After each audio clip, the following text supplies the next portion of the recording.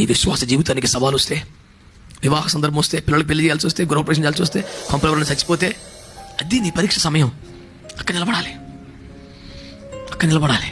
బంధుమిత్రులందరూ ఏదో చెప్తుంటారు, మేము అలా చెయ్యం. నిలబడాలి. అందరూ వచ్చి సలహా ఇస్తారు.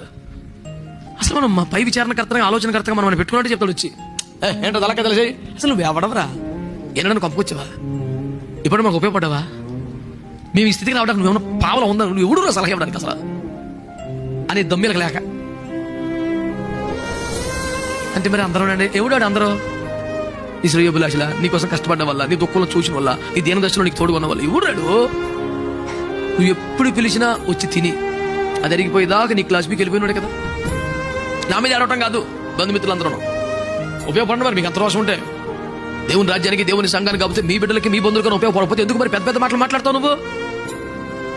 వారి ఇంట్లో పెళ్లి వస్తేనో, సావు వస్తేనో, కష్టం వస్తేనో, రోగం వస్తేనో వాళ్ళ పక్షం నిలబడ్డావు నువ్వు. ఆ సాక్ష్యం ఉందా? నువ్వు మాట్లాడక అరుగుడివి. నీ మాట వినకపోతే అది ఖచ్చితంగా తప్పు. నిలబడ్డావు వాళ్ళ కోసం, నువ్వు ఎన్నో చేసావు.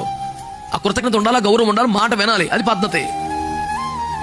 నువ్వు ఆరగించడం తప్ప 10 రూపాయలు పనిచేయలేదు ఎప్పుడు. నువ్వు అన్ని పదార్థాలు టేస్ట్ చెప్పాలంటే నీ తర్వాతే మాట్లాడటం ఎందుకు? నువ్వు మహా మాట్లాడితే వంట కొంచెం మాట్లాడు. మొన్నసారి ఫంక్షన్లో బాగున్నాయి, వాళ్ళు బాగా పని చెప్పు. నువ్వు అందుకు స్పెషలిస్ట్ కాబట్టి.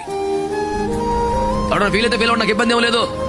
అర్హత లేకుండా సలహాలు ఇచ్చి పిల్లల మనసులు పాడు చేయకండి పెద్దల పేరు మీద. నచ్చకపోతే కుదురుకున్నాడు అంతే. అయ్యో పాపాడు చిన్నపిల్లడు చిన్న వయసులో బయటకు వచ్చాడు, రోడ్డుకి పడ్డాడు, ఏం ఆధారం లేదు, తిప్పలు పడుతున్నాడు.